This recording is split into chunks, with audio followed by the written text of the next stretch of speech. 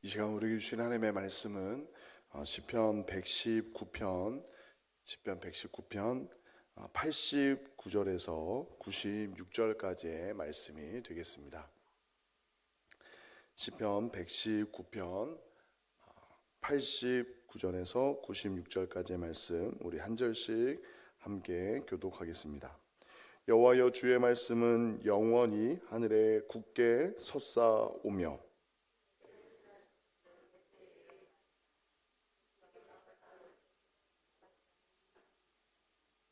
천지가 주의 규례들대로 오늘까지 있음은 만물이 주의 종이 된 까닭이니이다.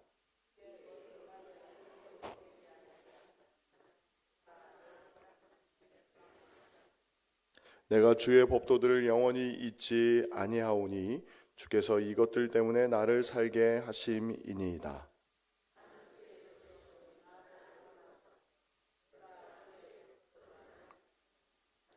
악인들이 나를 멸하려고 엿보오나 나는 주의 증거들만을 생각하겠나이다. 내가 보니 모든 완전한 것이 다 끝이 있어도 주의 계명들은 심히 넓으니이다. 아멘. 우리 옆에 분들과 한번 이렇게 인사하겠습니다. 우리는 그리스도의 몸입니다. 이 시간에 주신 말씀을 가지고 만유의 주님이라는 제목을 가지고 하나님의 말씀을 함께 나누고자 합니다. 오늘 시인은 우리의 어떤 삶을 정직하게 있는 그대로 드러내고 있습니다. 우리의 삶이 무엇 때문에 그렇게 힘겹고 어려울 수 있는지, 그러나 그 힘겹고 어려운 삶 속에서도 어떻게 믿음으로 승리하는지에 대해서 구체적으로 밝히고 있습니다. 지난주에 시인이 자신의 상황을 표현했던 그 문구를 기억하십니까? 연기 속의 가죽 부대와 같다. 연기 속의 가죽 부대와 같다. 오래 그을리고 메마르고 형태는 남아있지만 본래의 탄력과 생기를 잃어버린 가죽 부대와 같이 인생의 세파에 그을리고 또 메말랐고 그 생기를 잃어버린 그 심령이 바로 내 처지와 같다라고 시인이 고백한 바가 있습니다. 믿음대로 살려고 해도 현실이 평소보다 더 무겁게 느껴지고 겉으로는 괜찮은 척하지만 마음은 타들어가고 무너져 있는 것이 우리의 삶일 때 우리의 신앙의 모습일 수도 있습니다. 그런데 그런 상황 속에서 우리의 마음은, 우리의 심령은 메말라가고 그 연기 속에 그을린 가죽 부대와 같을지라도 우리가 소생케 되는 일이 있는데, 그 일이 가능한데 그 일은 다른 그 어떤 것이 아니라 만유의 주님이 우리에게 약속하신 생명의 말씀이 있기 때문에, 생명의 말씀이 우리의 심령 가운데 역사하기 시작하면 우리의 메마르고 상한 심령이 살아날 줄 믿습니다. 그 믿음의 원리, 그 생명의 말씀이 어떻게 우리의 삶 가운데 역사하는지, 만유의 주님께서 말씀으로 우리의 삶 가운데 어떻게 역사하실 수 있는지 한 절 한 절 함께 살펴보도록 하겠습니다. 먼저 89절에서 91절까지 말씀에 보면, 여호와여, 주의 말씀은 영원히 하늘에 굳게 솟사오며 주의 성실하심은 대대에 이르나이다. 주께서 땅을 세우셨으므로 땅이 항상 있사오니 천지가 주의 규례들대로 오늘까지 있음은 만물이 주의 종이 된 까닭이니이다. 지금 이 짧은 구절 속에서 여러분들 굉장히 중요한 믿음의 첫 발걸음이 보이십니까? 시인은 굉장히 곤경스러운 상황, 마음이 무너져 있고 악인으로부터 끊임없는 공격과 함께 지금 몸과 마음이 지칠 대로 지쳐 있는 상황이에요. 그런데 하나님의 말씀의 은혜가 임했을 때 지금 이 시인이 무엇을 보게 되냐면 하늘과 땅을 보게 됩니다. 하늘과 땅을 지으신 하나님을 믿음의 눈으로 보게 됩니다. 이것이 왜 중요한 첫 걸음이냐면, 우리의 삶을 힘겹게 하고 무너뜨리는 것은 많은 경우에 흔들리고 영원하지 않은 것입니다. 영원하지 않은 문제가 우리의 삶을 짓누르고 힘겹게 할 때가 많이 있습니다. 예를 들면 어떤 것입니까? 질병의 문제, 경제적인 문제, 관계의 문제. 우리가 이 땅을, 나그네와 같은 이 땅을 살아가면서 어떻게 보면 영원의 관점에서 본다면 잠시 잠깐 우리를 짓누르는 영원하지 않은 문제가 우리의 삶의 눈앞의 현실이고 가장 큰 것처럼, 중요한 것처럼 보이곤 합니다. 그런데 시인이 믿음의 눈을 들어서 하나님이 지으신 하늘과 땅을 보게 되면서 무엇을 깨닫냐면, 그렇지, 정말 유한한 우리의 인생은 작고 작지만 이 모든 천지만물, 우리가 다 측량할 수 없는 이 창조의 세계를 말씀으로 지으신 하나님이 살아 계시지. 그리고 그 하나님이 이 모든 땅과 하늘과 땅을 지금 말씀으로 다스리고 계신다 라는 것을 깨닫게 되는 순간 우리의 삶의 문제를 좀 더 객관적으로 상대화시켜서 볼 수 있는 거예요. 상대화시켜서.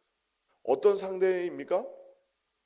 다른 사람들과 비교하는 그 어떤 것이 아니라 절대자이신 만유의 주님이신 주님의 눈 앞에서 우리의 상황을 보게 되는 거죠.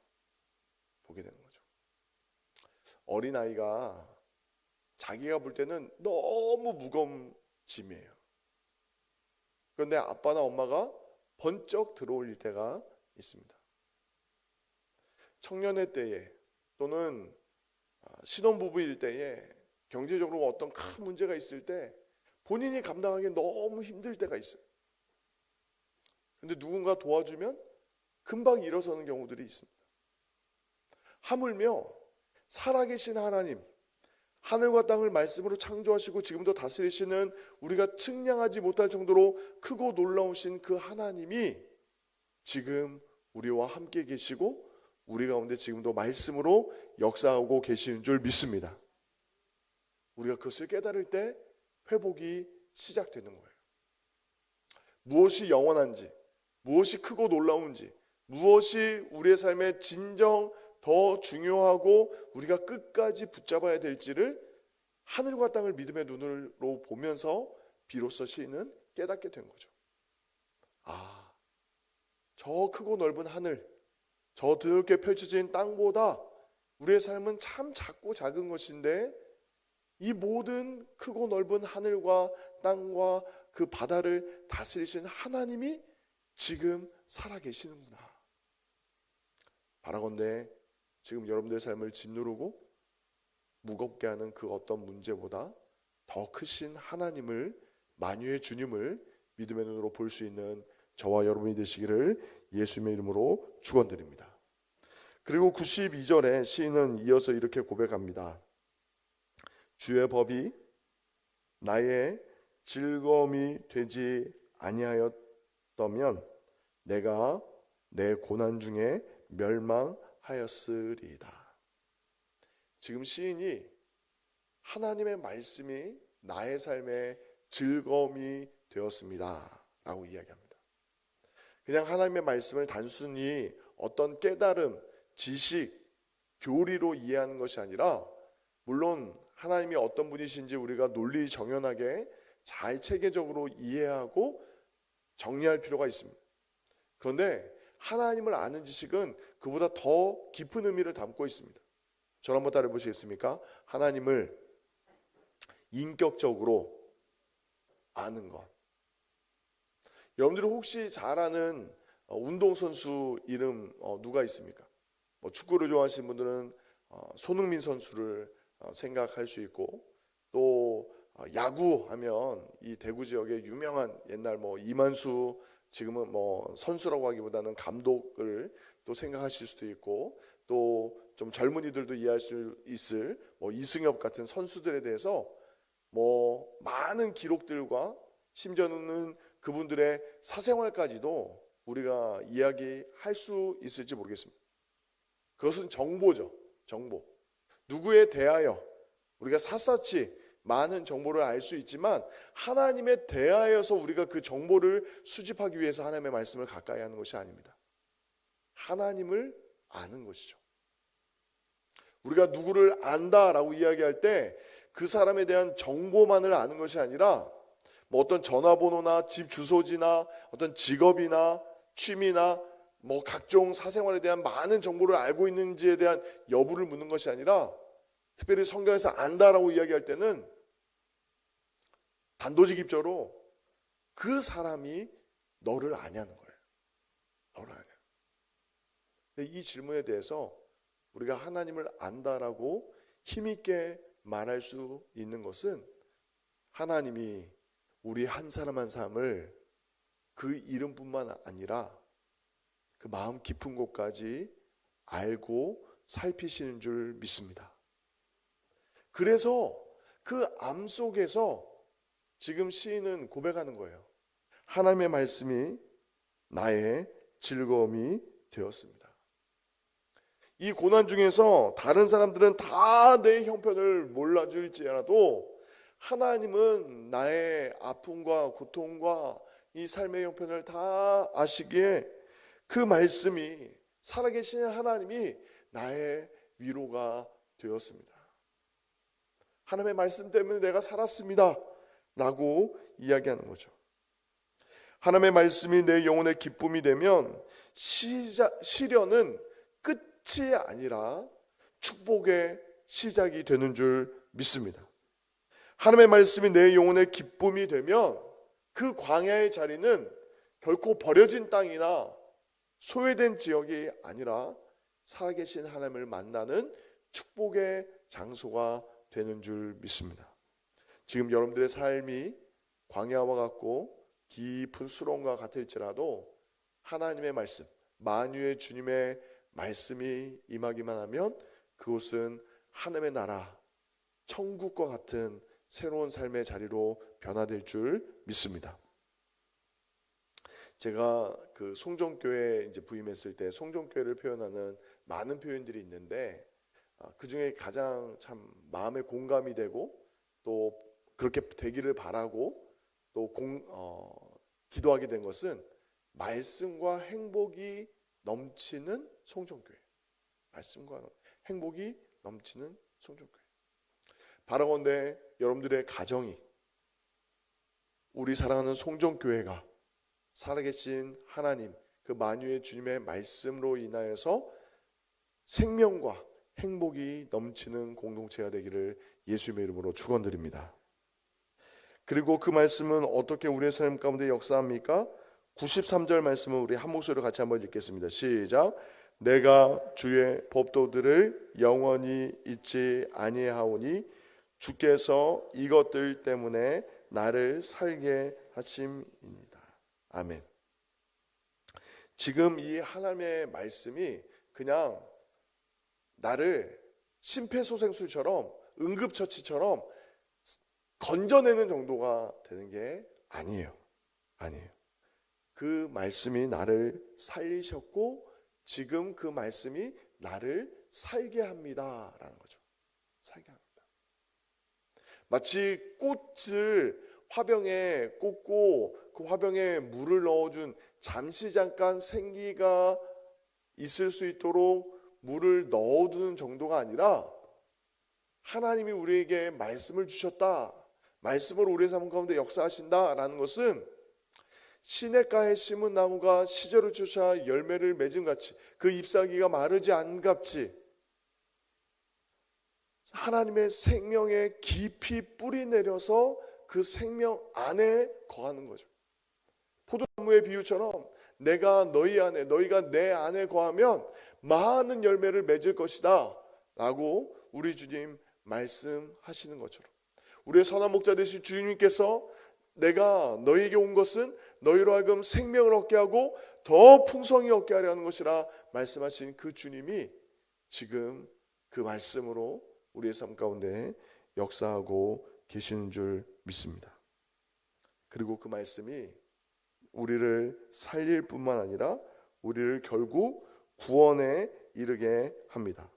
94절 95절에 나는 주의 것이오니 나를 구원하소서. 내가 주의 법도들만을 찾아나이다. 악인들이 나를 멸하려고 엿보오나 나는 주의 증거들만을 생각하겠나이다.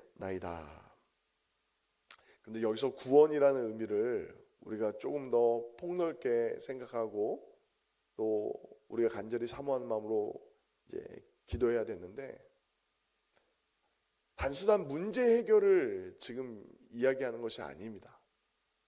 어떤 병든 자가 그 질병에서 자유함을 얻게 되거나 어떤 경제적인 채무에서 탕감을 받거나 아니면은 어떤 죄의 종으로서 얽매여 있다가 그 참된 자유를 얻거나 이런 상태의 상황의 변화만을 의미하는 것이 아니라, 우리가 이 본문 속에서 구원의 더 깊은 풍성한 의미를 생각해 볼 것은, 저를 한번 따라해보시겠습니까? 나는 주님의 것입니다.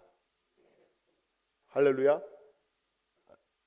이 소유의 개념은 어떤 의미를 갖고 있냐면, 하나님과 우리 사이가 언약적 관계라는 거예요. 약속의 관계라는 거예요. 짧게 설명드리면, 하나님이 우리의 하나님이 되시고 우리가 하나님의 백성이라는 거죠. 근데 이 약속은, 이 언약의 개념은 피로 맺은 언약입니다. 생명의 언약이에요. 이것을 맺기까지 생명을 걸고 맺으신 언약인 거죠. 근데 그 생명의 피값을 누가 치르셨습니까? 우리 인생은 하나님과의 언약을 이미 깨트린 인생으로 태어났고 깨트린 채 살아가고 있었습니다. 근데 그 언약의 대가를 예수님이 십자가에서 그 피를 흘려주심으로, 죄가 없으신 하나님의 아들이 우리를 대신해서 그 언약의 대가를 이미 다 치르시고 그 십자가의 보혈의 언약 안에서 우리를 주의 자녀, 주의 백성을 삼아주신 줄 믿습니다. 이것을 잘 이해하셔야 돼요. 우리가 예수님 믿으면 복 받습니다 라고 이야기할 때 하는 일마다 잘 될 것입니다, 병든 것이 나을 것입니다, 경제적으로 더 풍요로워질 것입니다 등등의 많은 그 부가적인 복들도 나열할 수 있겠지만, 그것은 정말 어떤 의미에서 덜 중요한 것이고, 아니 비교할 수 없는 것이고, 우리가 끝까지 붙잡아야 될 것은 무엇이냐면 하나님의 언약적인 사랑인 거죠. 허물과 죄로 죽었던 우리를, 하나님과 원수되었던 우리를, 외인이었던 우리를, 생명 밖에 있었던 우리를 하나님의 은혜로, 예수 그리스도의 십자가의 보혈의 은혜로 우리가 믿음으로 말미암아 그 생명 안에 거하게 되었고 하나님의 언약 백성, 언약의 자녀가 된 줄 믿으시기 바랍니다. 우리가 하나님의 자녀, 하나님의 백성이 되었다라는 것은 영원하신 하나님의 약속의 말씀으로 맺어진 것이에요. 그러나 상대적으로 우리가 하나님의 백성으로 이 땅 가운데 살아가면서, 하나님의 자녀로 살아가면서 우리도 똑같이 질병에 걸릴 수도 있고, 또 경제적으로 어떤 어려움에 처해서 가난에 처할 수도 있고, 또 재난이나 기근의 사고의 주인공이 될 수도 있습니다. 그러나 그 모든 것이, 그 모든 시련과 고통과 아픔과 그 모든 눈물이 하나님이 우리를 향한, 하나님의 우리를 향한 사랑에서 끊을 수 없는 줄 믿습니다. 그것이 우리가 찬양할 이유이고 회복의 근거예요. 제가 어느 이제 유튜브 방송을 보다가 정말 대한민국 사람인지를 아는 여러 가지 시금석이 있는데, 서대문 형무소를 보면서 느끼는 감정이 어떤지를 보면 그 사람이 대한민국 사람인지를 안다라고 이야기를 하더라고요. 어떤 감정입니까? 정말 나라를 위해서, 민족을 위해서 목숨을 걸고 정말 죽기까지 끝까지 나라를 사랑하는 분들이 끝까지 투옥된 가운데 형장의 이스로 사라졌던 곳이 그 일제치하에서 모진 고문과 또 죽임을 당했던 곳이 그 서대문 형무소이고, 그 서대문 형무소의 흔적이 아직까지 역사박물관으로 남아 있습니다. 그 가슴 뭉클한 마음, 그것을 공유할 수 있다면 대한민국 사람인 거예요. 근데 최근에 외국인이었다가 우리나라로 귀화한 사람들이 그 감정을 공유하지 못한다면 어떤 의미에서 진짜 대한민국 사람이 되지 못한 거죠. 그런데 우리가 하나님의 은혜로 말미암아 구속의 은혜를 받아 하나님의 자녀, 하나님의 백성이 되었다라고 이야기하는 것은 무엇의 공통점을 우리가 다 갖고 있습니까? 예수님의 그 십자가의 사랑, 그 은혜에 대한 분명한 깨달음과 믿음의 고백이 있다면 그것이 우리가 하나님께 받은 가장 큰 복인 줄 믿으시기 바랍니다.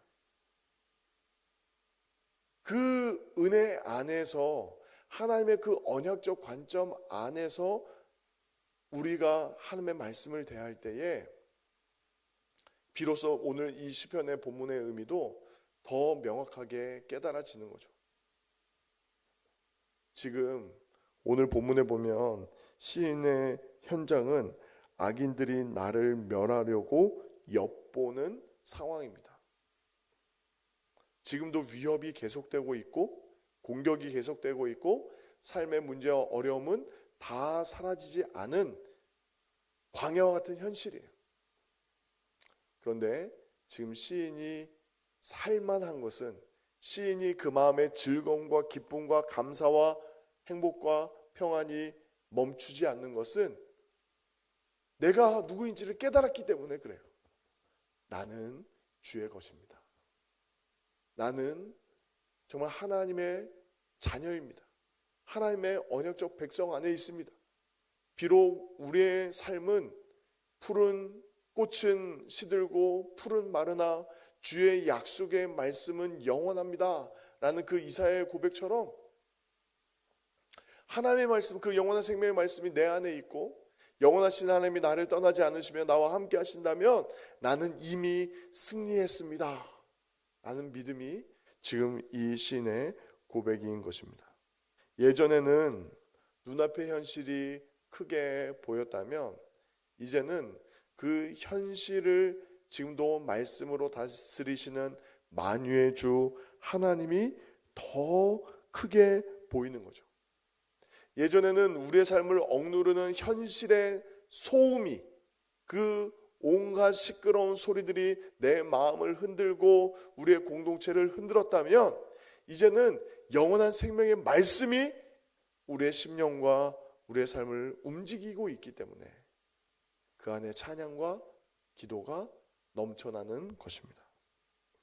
바라건대 우리가 이 땅을 살아갈 때에 세상 사람들과 구별되는 가장 근본적인 이유가 어디에 있겠습니까? 살아계신 하나님의 말씀이, 그 만유의 주님의 말씀이, 천지만물을 말씀으로 창조하신 그 살아계신 하나님이 말씀으로 지금 우리와 함께 하시는 줄 믿습니다. 그 말씀으로 인하여서 여러분들의 가슴이 뛰고 가슴이 뜨거워지고 여러분들의 삶이 생기가 넘칠 수 있는 은혜가 있기를 예수님의 이름으로 축원드립니다. 마지막으로 96절 말씀은 한 목소리로 같이 한번 읽어보겠습니다. 시작. 내가 보니 모든 완전한 것이 다 끝이 있어도 주의 계명들은 심히 넓으니이다. 아멘. 세상 많은 것들, 우리가 눈에 보이는 귀하다, 특별하다, 아름답다라는 그 세상의 그 많은 것들은 끝이 있어도, 영원하지 않아도 하나님의 말씀은, 주의 계명은 영원합니다. 심히 넓습니다 라고 시인은 고백하고 있습니다. 단순히 그냥 말씀에 대한 다양한 사랑을 운율에 맞춰서 기록한 말씀이라고 시편 119편을 읽지 마십시오. 시편 119편을 묵상하면 묵상할수록 저도 공감하게 되는 것은 우리의 삶의 현주소를 시인이 정직하게 인정하고 있어요. 우리의 삶은 악인들이 우리를 에워싼 상황이고, 우리의 삶은 여전히 광야와 같고, 우리의 삶은 끝없는 항해와 같은 삶의 위험과 어려움이 도사리고 있는 삶의 자리입니다. 네, 그럼에도 불구하고 하나님의 말씀이, 만유의 주님의 말씀이 우리를 살게 하시는 줄 믿습니다. 정말 믿음의 눈을 들어서 땅과 하늘, 하늘과 땅을 보십시오. 너무 힘들면 꽃도, 바람도, 산도, 나무도, 하늘도 캄캄하게 보이지 않을 때가 있습니다. 마음이 깊은 절망으로 들어가면 모든 것이 어둡게만 보일 때가 있어요. 네, 그때 그 한 사람에게 필요한 것은 하나님의 말씀이 빗줄기처럼 임하는, 말씀 가운데 역사하시는 성령의 역사가 필요한 줄 믿습니다. 우리의 어두운 눈이 말씀으로 인하여서 밝아지면 하늘과 땅이 보이기 시작하는 거예요. 많은 분들이 다 경험하셨을 터인데, 우리가 이제 기도원 같은 데서 한참을 기도하고 내려오면, 물론 그곳이 어떤 공기도 맑고 산세도 예쁜 곳이기도 하지만, 이렇게 내려오면서 숨만 쉬어도 행복하고, 또 그 나무잎에 맺혀있는 이슬만 봐도 감격스럽고, 정말 산새들이 지저귀는 그 소리가 막 하나님을 찬양한 소리로 들리는 이유가 무엇일까요? 그것은 다름 아닌 우리의 어두운 심령이 생명의 빛과 같은 하나님의 말씀으로 인하여서 밝아져서 하나님의 영광을, 우리의 삶 가운데 충만히 임재하고 계시는 하나님을 느끼기 때문에 우리가 고백하고 경험하는 것입니다. 오늘 시인이 하나님의 말씀, 하나님의 증거, 하나님의 계명, 하나님의 법, 주의 법에 대해서 이 아름다움을 노래하고 그 말씀이 나를 살게 했습니다 라고 고백하는 것은, 이 시인이 우리와 전혀 다른 삶의 형편 속에서 흔히 말하는 금수저로 태어나가지고 꽃길만 걷다가 하나님을 영화롭게 하는 그런 찬양의 내용이 아닙니다.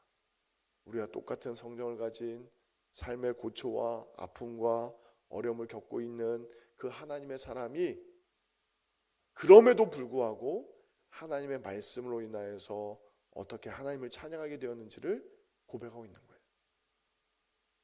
살아계신 하나님의 말씀이 여러분들의 삶 가운데 충만히 임하셔서 흔들리고 영원하지 않은 것에, 그 세상의 많은 문제들로 인해서 눌려있고 지쳐있고 쓰러져 있는 것이 아니라 영원한 생명의 말씀, 만유의 주님이 우리 삶 가운데 말씀으로 역사하시는 그 성령의 역사하심을 말미암아 생기가 돋아나고 깊은 그 심령에서 우러나오는 찬양이 넘쳐나는 저와 여러분이 되시기를 예수님의 이름으로